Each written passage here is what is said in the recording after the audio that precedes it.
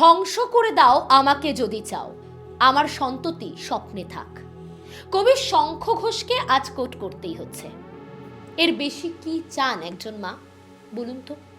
একজন দিদা তার নাতিদের জন্য দুধ গরম করছিলেন পার্ক স্ট্রিটের ফুটপাতে।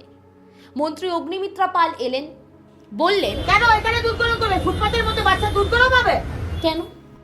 পার্ক সার্কাস বা বালিগঞ্জের রাস্তায় হলে এতটা অবাক হতেন না তিনি বোধহয়। যতই হোক, পার্ক স্ট্রিট এলিটিজমের প্রতীক। সেই এলিটিজম যাদের একাংশ রোজ ইচ্ছে মতো ব্যবহার করে চলেছেন গরিব খেটে খাওয়া মানুষদের, যাদের তৈরি করা নীতি মেনেই যুগের পর যুগ চলে আসছেন সাধারণ মানুষ। দেখুন, আমাদের আলোচনার বিষয় আজ elitism versus common people policies নয়। এই টপিকে তর্ক বিতর্ক চলবে, কেউ সমর্থনে, কেউ বা বিপক্ষে। বিজেপিও এই দুধ গরম বিতর্কে এক গাদা যুক্তি সাজাবে। কিন্তু প্রশ্ন হচ্ছে, মানুষ কি সাধ করে রাস্তার জীবন বেছে নেন? দিনের পর দিন কেন তারা পৌরসভার হোম থাকতেও ঝড় জল বৃষ্টিতে তীব্র রোদে থেকে যান ব্রিজের তলায়, রেল লাইনের ধারে, কিংবা রাস্তার ধারে হঠাৎ গজিয়ে ওঠা ঝুপড়ি বা বস্তিতে? সেখান থেকেই তারা রোজ স্বপ্ন দেখেন, কি মনে হয় বড় হয়ে কি হবে? ডাক্তার হবে বড় হয়ে? আচ্ছা, ডাক্তার হয়ে কি করবি? লোকের সাহায্য করব। কনফিডেন্সটা বেশ লো দেখছি। রিসেন্টলি টেস্ট করিয়েছো? হ্যাঁ ডাক্তারবাবু, প্রি টেস্টের পরের দিনই করিয়েছি। ও, তুমি মাধ্যমিক দেবে?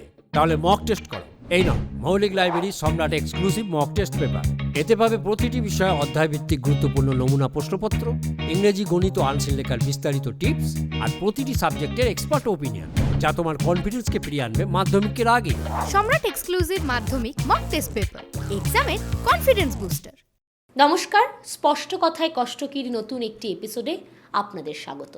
আমি নয়নিকা রয়েছি আপনাদের সঙ্গে। ফুটপাত সাফাই অভিযানে অগ্নিমিত্রা পালের কার্যকলাপকে সমালোচনা করে তৃণমূল সুপ্রিমো মমতা বন্দ্যোপাধ্যায় বলেছেন, দুধটাকে ফেলে দিতে আপনাদের গায়ে লাগে না? মনে রাখবেন, মায়ের অভিশাপ বড় অভিশাপ। মায়ের অভিশাপ কথাটা বড়ই সত্য। ওই জন্যই বোধহয় শুধু এই সরকার নয়, অতীতে বাম সরকার থেকে শুরু করে তৃণমূল যে সরকারি রাজ্যের মসনদে বসেছেন, তারা একবার করে হকার উচ্ছেদের উদ্যোগ নিলেও তা শেষ পর্যন্ত সফল হয়নি। 1901 সালে কলকাতার জনসংখ্যা ছিল 15,10,000। 1947 সালে ভারত ভাগের পর পশ্চিমবঙ্গে পাকিস্তান থেকে দলে দলে উদ্বাস্তু এসে আশ্রয় গ্রহণ করে। 1951 সালে কলকাতার জনসংখ্যা দাঁড়ায় 46,70,000। এর পরেও উদ্বাস্তুরা আসে। সেই সঙ্গে ভারতের অন্য প্রান্ত থেকে বহু মানুষ আসে কলকাতায়। 1951 সালের জনগণনা বলছে 33.2% মানুষ কলকাতার বাসিন্দা, 26.6% ভারতের অন্য রাজ্য থেকে আগত, 26.9% পূর্ব পাকিস্তান থেকে আগত মানুষ। 1981 সালের পশ্চিমবঙ্গ সরকারের প্রদত্ত হিসেব থেকে জানা যায়, পূর্ববঙ্গ থেকে আগত উদ্বাস্তুদের সংখ্যা হলো 80 লক্ষ। 1971 সালে কলকাতার ফুটপাতবাসীর সংখ্যা ছিল 48,802। 1985 সালে এই সংখ্যা বেড়ে হয় 50,000-এরও বেশি। এবার আপনি বলুন, এই এত সংখ্যক মানুষের থাকার জন্য মাথায় পাকা ছাদ হওয়ার জায়গাই বা কোথায়? আর তাদের কর্মসংস্থানের সুযোগই বা কে দেবে? খুব স্বাভাবিকভাবেই পেট চালাতে অধিকাংশ বেছে নিয়েছিলেন গৃহপরিচারিকার কাজ, দিনমজুরি বা হকারির মতো ব্যবসা। পরবর্তী সময় দেশের নাগরিক হিসেবে পরিচয়পত্র পান অধিকাংশ, নিয়মিত ভোট দিতে শুরু করেন। এবার শহর পরিষ্কারের উদ্দেশ্যে যে সরকারই এই এত সংখ্যক মানুষকে সরানোর উদ্যোগ নেন, তারাই ব্যর্থ হন। কারণ তারাও স্পষ্ট জানেন, এরা সকলেই ভারতীয় নাগরিক। এদের অধিকাংশের ভোটেই জনপ্রতিনিধি হিসেবে সরকার নির্বাচিত। এবং পাশাপাশি এও সত্য, এত সংখ্যক মানুষকে মাথার ছাদ দেওয়ার মতো সামর্থ্য বা সংস্থান সরকারের নেই। অর্থাৎ লক্ষ লক্ষ মানুষের ফুটপাতে থাকার পিছনে যে দেশের রাজ্যের আর্থসামাজিক কারণ লুকিয়ে রয়েছে, তা মুখে না মানলেও মনে মনে মেনে নেয় সব সরকারই। শুধু মানেন না অন্ধভক্তরা। ইতিহাস বলতে গেলে তারা বলে বসেন, ফুটপাতবাসীদের নিয়ে এত দয়া যখন, তখন নিজের বাড়িতে জায়গা দাও না।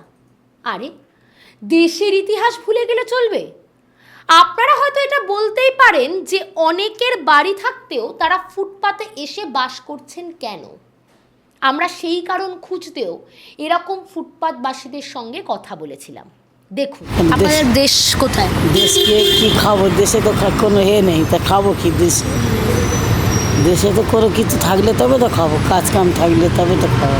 দেশের বাড়ি কোথায় আপনাদের? আমাদের বাড়ি সুন্দরবন। সুন্দরবন। সব ভেসে গেছিল না, সেখান থেকে এসছে।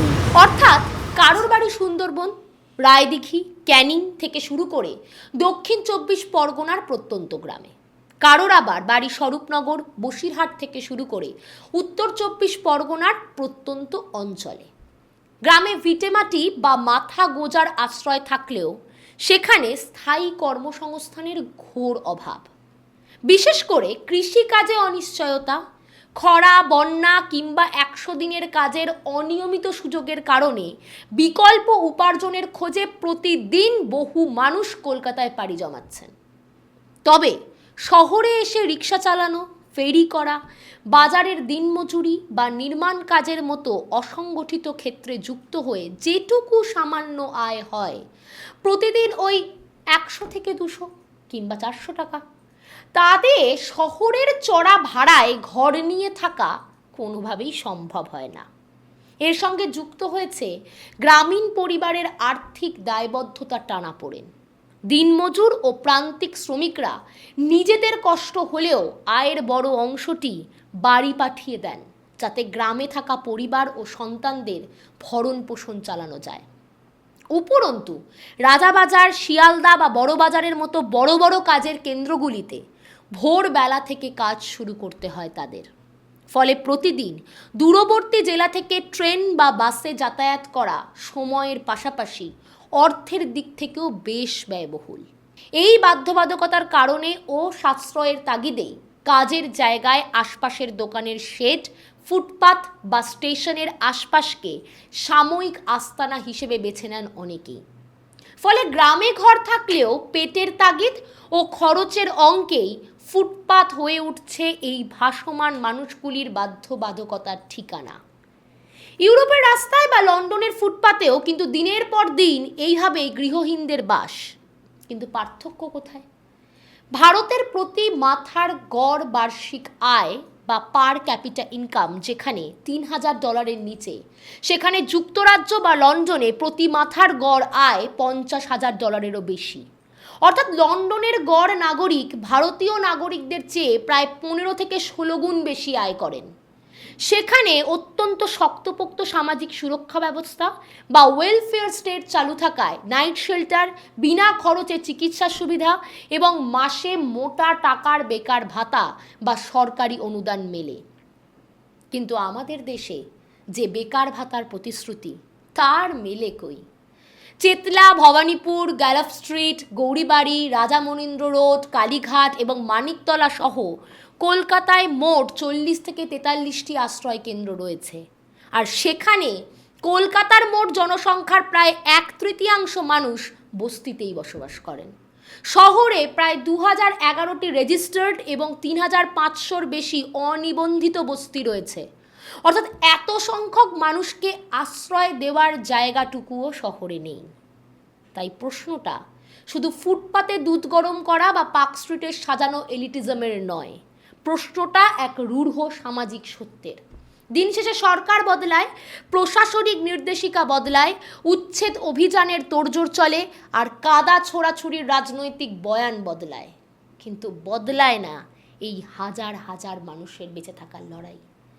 পার্ক স্ট্রিটের চকচকে ফুটপাত আর ভাঙা টিনের শীটের নিচের জীবনযাত্রার মধ্যে যে ফারাক, তা দূর করতে প্রয়োজন স্রেফ আইন বা উচ্ছেদ নয়, প্রয়োজন এক দূরদর্শী অর্থনৈতিক ও মানবিক দৃষ্টিভঙ্গিও।